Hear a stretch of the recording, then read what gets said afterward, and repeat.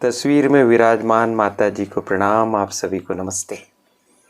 प्रिय विद्यार्थी साथियों, यह वीडियो बीए फर्स्ट ईयर के उन विद्यार्थियों के लिए हैं जिन्होंने मेजर, माइनर या इलेक्टिव सब्जेक्ट के रूप में हिंदी लिटरेचर यानी हिंदी साहित्य का चयन किया है। इस वीडियो में हम आपको महाराजा छत्रसाल बुंदेलखंड यूनिवर्सिटी छतरपुर का हिंदी साहित्य का सेकंड पेपर बताने जा रहे हैं।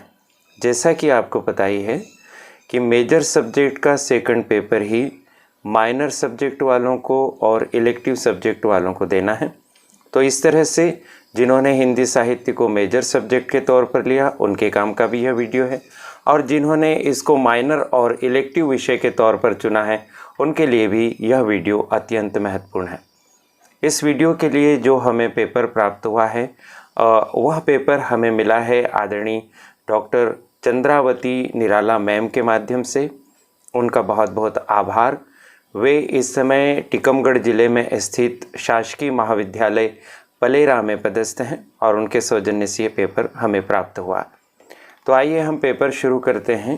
पेपर को आप सुन लीजिए, और इस पेपर में जो क्वेश्चंस पूछे गए हैं वो आपकी परीक्षा में भी रिपीट हो सकते हैं। जिन विश्वविद्यालयों की अभी फर्स्ट ईयर की परीक्षा प्रारंभ नहीं हुई वहाँ पर भी ये काम आ सकते हैं।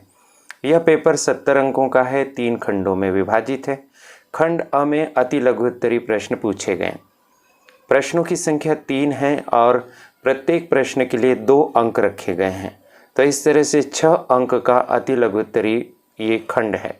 आपको मैं पुनः याद दिला दूं कि उच्च शिक्षा विभाग मध्य प्रदेश शासन ने यह निर्देश दिया है कि अति लघु उत्तरीय खंड में जो 3 प्रश्न पूछे जाएंगे वो प्रत्येक प्रश्न 4 अंक का होना चाहिए। यहाँ पर 2 अंक का यह प्रश्न पूछा गया है, तो आपकी यूनिवर्सिटी में ज़रूरी नहीं कि यह 2 ही अंकों का प्रश्न हो, आपके लिए 4 अंक का प्रश्न हो सकता है। खंड अ में कौन से प्रश्न हैं मैं आपको सुना देता हूँ, और उनमें से कोई 3 प्रश्न करना है। यहाँ पर सुविधा की बात ये दे रखी है कि इन्होंने एक के बाद एक 6 प्रश्न दे रखे हैं, यानी अथवा में नहीं दिया।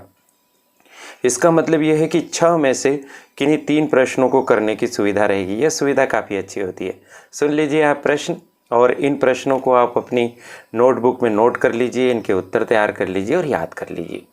पहला प्रश्न इसमें पूछा गया है अति लघु उत्तरीय प्रश्न में, इंटरनेट के किन्हीं 2 वेब ब्राउज़रों के नाम बताइए। दूसरा प्रश्न है हिंदी से संबंधित किन्हीं 2 वेबसाइटों के नामों का उल्लेख कीजिए। प्रश्न 3 है शासकीय एवं अर्धशासकीय पत्रों में 2 प्रमुख अंतर बताइए। अगला प्रश्न है किसी निजी कंपनी में नौकरी हेतु आवेदन पत्र का नमूना तैयार कीजिए। 5वां प्रश्न है कंप्यूटर में हिंदी टंकण के लिए प्रयुक्त होने वाले किन्हीं 2 सॉफ्टवेयरों के नाम लिखिए। 6ठा प्रश्न है ई गवर्नेंस पर संक्षिप्त टिप्पणी लिखिए। यह हो गया खंड अ। अब खंड ब में लघु उत्तरीय प्रश्न है, और खंड ब में आपसे यह अपेक्षा की गई है कि 4 प्रश्नों के उत्तर देना है।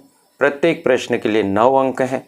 इस तरह से खंड ब जो लघु उत्तरीय प्रश्नों पर आधारित है 36 अंकों का हो गया है। यहाँ पुनः याद दिला दूं, उच्च शिक्षा विभाग मध्य प्रदेश शासन का कहना है कि लघु उत्तरीय जो प्रश्न होंगे वो 7 अंकों का एक प्रश्न होगा। तो आपकी यूनिवर्सिटी में 7 अंक का भी प्रश्न पूछा जा सकता है। तो ध्यान रखिए, प्रश्नों की संख्या 4 ही रहेगी। क्या प्रश्न पूछे गए हैं? पहला प्रश्न है खंड ब का लघु उत्तरीय प्रश्नों में कार्यालयीन हिंदी तथा सामान्य हिंदी का परिचय देते हुए इनमें अंतर लिखिए। अगले प्रश्न की तरफ हम बढ़ते हैं। संक्षेपण किसे कहते हैं? एक अच्छे संक्षेपण की विशेषताएं लिखिए।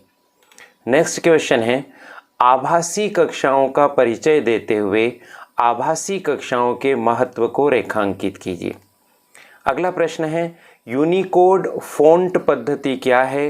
हिंदी में प्रयुक्त होने वाले प्रमुख यूनिकोड फ़ॉन्ट्स का परिचय दीजिए। नेक्स्ट क्वेश्चन है प्रारूपण किसे कहते हैं और प्रारूपण लेखन की पद्धति समझाइए। अगला प्रश्न है सोशल मीडिया का आशय स्पष्ट करते हुए सोशल मीडिया पर हिंदी लेखन कौशल तकनीक पर प्रकाश डालिए। अगला प्रश्न है, ई पुस्तकालय का परिचय देते हुए इससे होने वाले लाभों का उल्लेख कीजिए। तो कुल मिलाकर खंड ब में उन्होंने 8 प्रश्न रखे हैं और इनमें से कोई 4 प्रश्न आपको करना है। खंड स में हम पहुंच जाते हैं। दीर्घ उत्तरी प्रश्नों पर आधारित यह खंड है। कुल 2 प्रश्न आपको हल करना है। प्रत्येक प्रश्न के लिए यहाँ पर 14 अंक रखे गए हैं। आपकी यूनिवर्सिटी में प्रत्येक प्रश्न के लिए 15 अंक भी हो सकते हैं। जो खंड स है दीर्घ उत्तरी प्रश्नों वाला, उसमें प्रत्येक प्रश्न का उत्तर आपको अधिकतम 500 शब्दों में लिखना है। चलिए प्रश्न देख लेते हैं। खंड स का पहला प्रश्न है, राजभाषा हिंदी की संवैधानिक स्थिति एवं प्रमुख संवैधानिक प्रावधानों पर विस्तार से प्रकाश डालें। नेक्स्ट क्वेश्चन है, हिंदी में कार्यालयीन पत्र लेखन के महत्व को समझाते हुए सरकारी पत्रों के प्रकार बताइए। नेक्स्ट क्वेश्चन है, पारिभाषिक शब्दावली क्या है? पारिभाषिक शब्दावली निर्माण के आधारभूत सिद्धांतों की चर्चा करते हुए इसकी आवश्यकता को रेखांकित कीजिए। अंतिम प्रश्न है, विराम चिन्हों का परिचय देते हुए हिंदी में विराम चिन्हों की आवश्यकता और महत्व प्रतिपादित कीजिए। तो ये कुल मिलाकर पेपर था।